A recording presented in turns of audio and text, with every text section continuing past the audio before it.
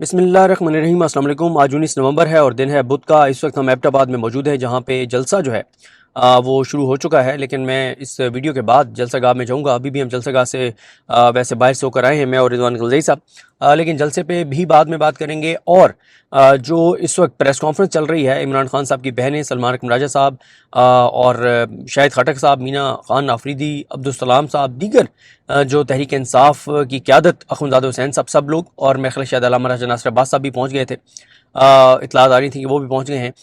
तो उनकी press conference पर भी बाद में बात करेंगे। गो कि मैंने उस प्रेस कॉन्फ्रेंस को बस अभी थोड़ा सा सुना, तो इमरान खान साहब की जो बहन है नूरीन नियाज़ी साहिबा, उनकी आवाज़ में जो दर्द था वो अपने भाई की नाहक कैद का दर्द था। उनकी आवाज़ में जो दर्द था वो अपने बेटे और बेगुनाह सियासी कैदियों की तवील असीरी का दर्द था। उनकी आवाज़ में जो दर्द था वो पाकिस्तान को जिस तरह से तबाह और बर्बाद किया जा रहा था उसका दर्द था। वो जिस तरह से उनकी आवाज़ में दर्द था, वो दर्द इस चीज़ का था कि पाकिस्तान जो इस्लाम के नाम पे बना, उसमें इस्लामी रवायात, इस्लामी तालीमात को पामाल कर दिया गया है, उस चीज़ का दर्द था। और उन्होंने कहा बहुत जल्द आप देखेंगे कि इस्लामी जमहूरिया निकाल दिया जाएगा, सिर्फ पाकिस्तान रह जाएगा। और ये बात भी वो वाज़े कर रही है इमरान खान की बहनें कि उनको ये लगता है कि ये सब कुछ इसलिए जुल्म किया जा रहा है, बर्बरियत की जा रही है कि इसराइल को पाकिस्तान जो है वो तस्लीम करने जा रहा है। और बहुत तनकीद भी हो रही है, आपके सामने है जिस तरह से ट्रंप के गज़ा प्लान को जो है वो सपोर्ट किया गया है यूएन में, जो पाकिस्तान ने वोट डाला है। इसी तरह से देखें, इस वक्त तो खैर मुल्क में जो बन रही हैं, जो कवानीन बन रहे हैं, उनका इस्लाम से कितना ताल्लुक़ है वो आप मुझसे बेहतर जानते हैं।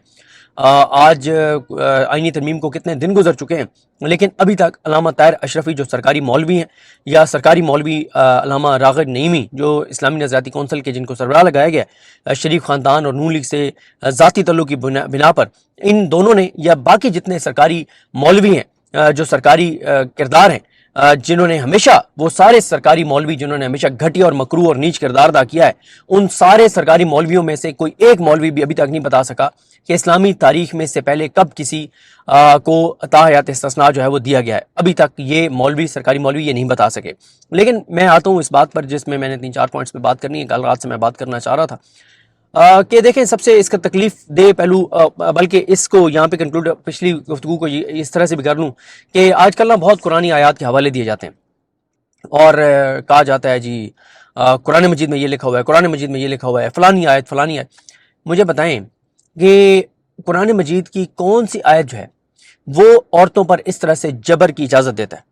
कुरान मजीद की कौन सी आयत जो है वो औरतों के सरों से दुपट्टे उतारने की इजाज़त देती है? कुरान मजीद की कौन सी आयत एक कैदी के साथ इस तरह से जुल्म, जबर, बर्बरियत, फसाइयत और यजीदियत की इजाज़त देती है? कुरान मजीद की कौन सी आयत इस जुल्म और बर्बरियत और नाइंसाफ़ी का जवाब फराहम करती है जो इस वक्त पूरे मुल्क के अंदर जो राइज है? अब आते हैं उस पर जो मैं अर्ज़ करना चाह रहा था, जो सबसे तकलीफ पहलू है। सबसे तकलीफ पहलू ये है कि पाकिस्तान के लोग ये बात जानते हैं कि इस वक्त मुल्क के अंदर फसाइयत और बर्बरियत और यजीदियत हो रही है। पाकिस्तान के लोग ये भी जानते हैं कि इमरान खान हक पर है। पाकिस्तान के लोग ये भी जानते हैं कि इमरान खान पाकिस्तान की आने वाली नस्लों की जंग लड़ रहा है। लेकिन कल जब इमरान खान साहब की बहनों को घसीटा जा रहा था, उनके सरों से दुपट्टे उतारे जा रहे थे, तो रावलपिंडी इस्लामाबाद से 10,000 लोग भी वहां पर नहीं पहुंचे जो पहुंच सकते थे। ये एक ऐसा एक तकलीफ दे पहलू है, क्योंकि मसला यह है कि हमारे लोग वोट देने के लिए तो करोड़ों लोग निकल पड़े और वोट डाला और इनकलाब ले आया 8 फरवरी को। लेकिन उसके बाद फॉर्म 47 आ गया। खैर, लोगों को अंदाज़ा नहीं था। लोगों को अंदाज़ा होता तो लोग वोट डाल के और घरों को ना जाते, आरओ ऑफिस का घेराव करते।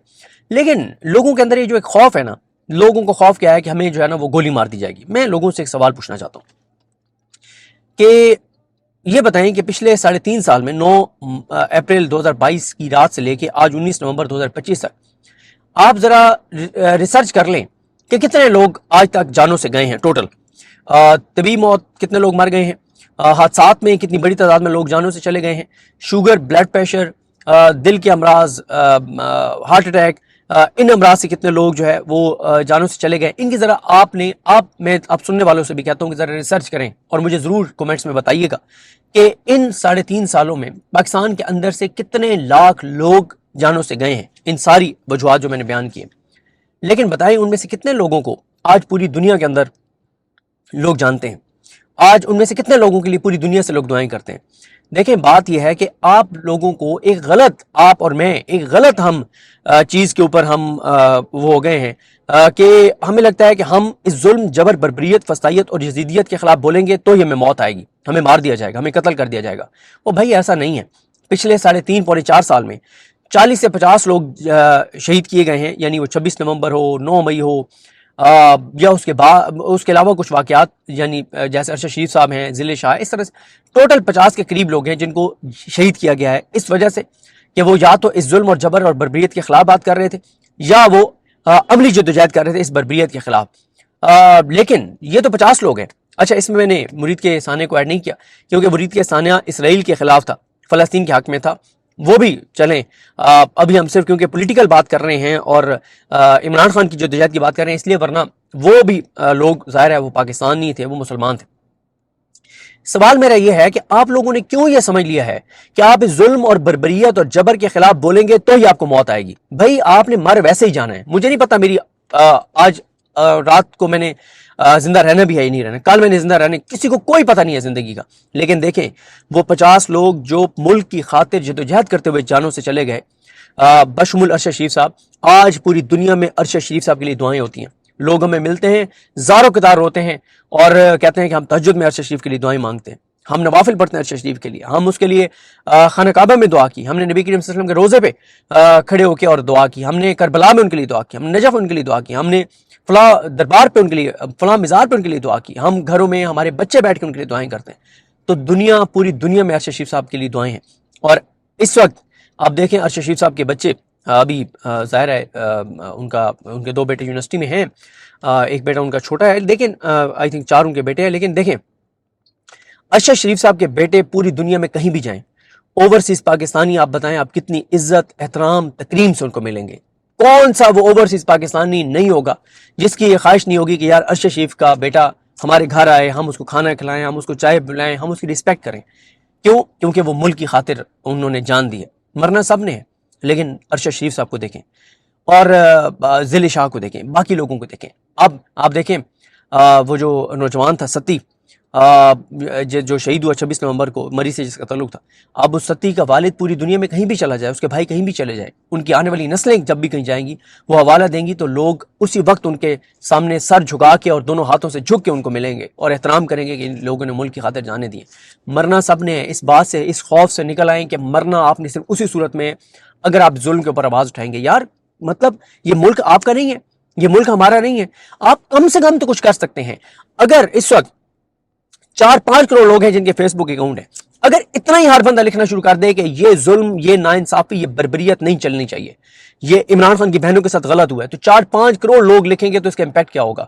اگر 50 لاکھ لوگ ٹویٹر پہ جا کے اس ٹرینڈ کے اوپر ٹویٹس کرتے ہیں جو اس وقت ٹرینڈ چلائے جا رہے ہیں، اس ظلم اور بربریت جو کل ہوئی ہے، دیکھیں عمران خان کی بہنیں عام خواتین نہیں ہیں، وہ عمران خان کی بہنیں ہیں، وہ اپنے بھائی کی خاطر وہاں پر موجود تھی، وہ اپنے بھائی کی آئسولیشن کی وجہ سے وہاں پہ موجود تھی، ان کا بھائی ملک کی خاطر جیل کے اندر ہے، ان کا بھائی ملک کی خاطر قربانیاں دے رہا ہے، ان کا بھائی پاکستان کے لوگوں کی خاطر قربانیاں دے رہا ہے۔ یہ جو آپ میں اور مجھ میں اور ہم سب میں، اکثریت میں، 98% کیا 99% لوگوں میں، بلکہ اس سے بھی زیادہ لوگوں میں، یہ جو ایک ہمارے ہاں بن گیا نا کہ آپ اور میں تو نہ نکلے، لیکن کے پی کے سے یا پنجاب سے لوگ، مخصوص لوگ نکلیں، جا کے اپنی جانیں قربان کریں، گولیاں کھائیں اور اس ملک کے اندر اس حکومت کو گرا دیں اور ملک کے اندر آئین اور قانون آ جائے اور ہماری زندگیوں میں آسانی آ جائے۔ خدا رہا یہ نہ کریں۔ جتنا کوئی اپنا کردار ادا کر سکتا ہے اس کو کردار ادا کرنا ہوگا۔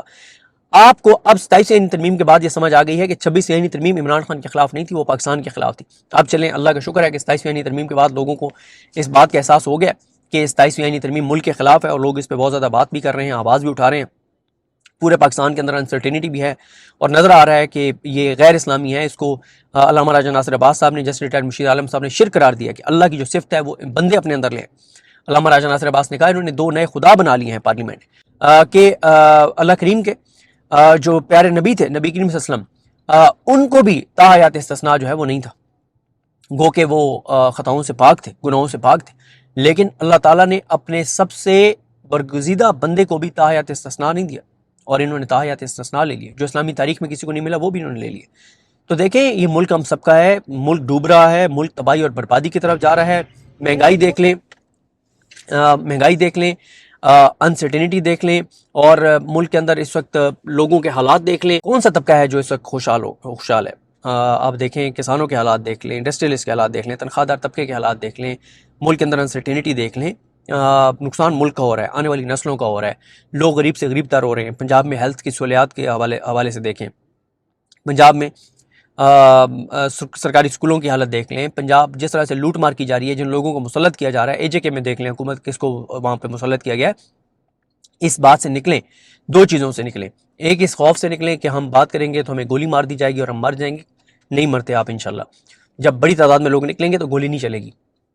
دوسرا، اس بات کو سمجھیں کہ یہ ہم سب کی ذمہ داری ہے، یہ ہم سب کا ملک ہے۔ اور تیسرا، میں لوگوں کو کہوں گا کہ آپ میں سے جو جتنا اس جدوجہد میں حصہ ڈال سکتا ہے پاکستان کو بچانے کے لیے، وہ اس جدوجہد میں حصہ ڈالے۔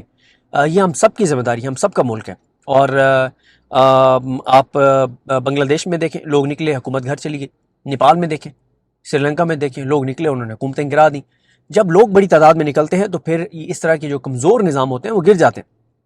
اور اس وقت یہ تو طے ہے کہ یہ جو اس وقت حکمران ہیں پاکستان کے اوپر جو مسلط کیے گئے ہیں، ان کے اساسے، جدادیں، اولادیں، مفادات، کاروبار، یہاں تک کہ علاج بھی ملک سے باہر ہے۔ ان کا پاکستان سے کیا لینے دینا ہے؟ یہ تو اس وقت ملک میں آتے ہیں جب ان کو اقتدار ملتا ہے، ورنہ تو یہ لندن میں ہوتے ہیں۔ اس لیے میں لوگوں کو کہوں گا کہ سب جہاں پہ حصہ ڈالیں، اور وہاں پہ ایک اور بھی ریکویسٹ کروں گا کہ عورتوں کے اوپر تشدد کرنے والے، یہ جو پولیس والے ہوں، پولیس والیاں ہوں، یا اس حکومت میں جتنے لوگ ہیں، M N As, M P As, senators, جنہوں نے 27ویں ترمیم کو ووٹ دیا، جو اس بربریت کو سپورٹ کر رہے ہیں، ان کا سوشل بائیک آؤٹ کریں۔ دیکھیں اب پاکستان کے اندر گو کہ اویئرنیس بہت زیادہ آ گئی، شعور بہت زیادہ آ گیا ہے۔ پاکستان کے لوگ اب ان لوگوں سے نفرت کرتے ہیں جو ملک کو کمزور کر رہے ہیں، لیکن ان کا سوشل بائیک آؤٹ کریں۔ کوئی پاکستانی ان کی غمی میں تو چلے جانا چاہیے، کوئی ان کی خوشی میں شریک نہ ہو، کوئی ان کی شادیوں میں شریک نہ ہو، کوئی ان سے ہاتھ نہ ملائے۔ ہاں، اگر سامنے آ جاتے ہیں، اسلام کرتے ہیں، جواب دیں ایز اے مسلمان، ٹھیک ہے، جواب دیں، آپ گزریں، آپ اسلام کریں، لیکن خود سے جا کے ان کو ہاتھ نہ ملائیں، ان کے ساتھ تصویریں نہ بنوائیں، ان کے ساتھ ملاقاتیں نہ کریں، ان کے ساتھ مت بیٹھیں۔ سوشل بائیک آؤٹ کریں ان لوگوں کا جو اس وقت، جنہوں نے 27ویں آئینی ترمیم جو پاکستان کو کمزور کرنے والی ترمیم ہے اس کو ووٹ دیا ہے۔ اور پھر میں ایک آخری بات، کچھ لوگ کہتے ہیں کل یہ جو ہے نا ہر وقت اسٹیبلشمنٹ، بالکل اس میں کوئی شک نہیں ہے، آپ بالکل اسٹیبلشمنٹ کی بات کریں، لیکن جب آپ صرف اسٹیبلشمنٹ کی بات کرتے ہیں تو آپ نون لیگ بہت خوش ہوتی ہے۔ کیوں خوش ہوتی ہے؟ کل کو کیا ہوگا؟ نواز شریف یا مریم نواز 3-4 سال بعد کہیں گے ہم تو کچھ نہیں کر رہے تھے، اس وقت سب کچھ اسٹیبلشمنٹ کر رہی تھی، اور ان کے تو بڑے صاحب اب ریٹائر ہو گئے ہیں، وہی ذمہ دار ہے سارا کچھ۔ نہیں، آپ ان لوگوں کو بھی، ان کے اوپر بھی ذمہ داری فکس کیا کریں۔ کرنے والی مریم نواز کی پنجاب پولیس تھی، مریم نواز کی پنجاب حکومت تھی۔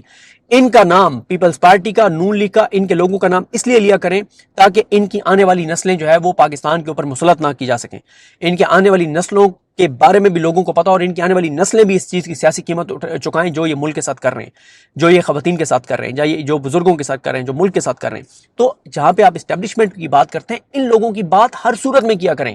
آپ کو کیا لگتا ہے کہ یہ نواز شریف کی آشیرواد اور جسٹس ضیاء خان اور مریم نواز کی اور شہباز شریف کی اور بلاول اور زرداری کی آشیرواد کے بغیر یہ سارا کچھ ہوا جو کل رات کو وہاں پہ ہوا ہے؟ ہرگز نہیں۔ وہ تمام جج جو اس نظام کو، جنہوں نے تقویت بخشی، جنہوں نے 2 اکثریت ان کو دی، جنہوں نے ان کو مخصوص نشستیں دی، جنہوں نے ان کے حق میں فیصلے دیے، وہ تمام آروز جنہوں نے فارم 47 ان کے جاری کیے، ان سب لوگوں، یہ سب پاکستان کے مجرم ہیں، یہ سب پاکستان کے مجرم ہیں۔ ان پاکستان کے مجرموں کو مت بھولیں، ان کا سوشل بائیک آؤٹ کریں، لوگوں کو بتائیں، کوئی ان کے ساتھ تصویر بنا کے لگائے تو اس بندے کا بھی سوشل بائیک آؤٹ کریں کہ اب ایسے نہیں چل سکتا، اب ایسے نہیں چل سکتا۔ جو ان کے ساتھ 27ویں آئینی ترمیم کو ووٹ دینے والے، سپورٹ دینے والوں کے ساتھ تصویر بھی بنائے، اس کا بھی بائیک آؤٹ کریں۔ پاکستان میں نئے معیارات آپ کو قائم کرنے ہوں گے۔ اس پاکستان کو کمزور کرنے کے جرم کو اتنا قابل نفرت بنا دیں کہ آئندہ کوئی پاکستان کو کمزور کرنے کا 10 بار سوچے کہ اس سے تو میری فیملیز کا بائیک آؤٹ ہو جائے گا، میں تو کہیں منہ دکھانے کے نہیں رہوں گا، میں تو قاضی فائزہ کی طرح پوری دنیا میں نہیں نکل سکوں گا۔ تو یہ ایک چیز بھی ضرور کیجیے۔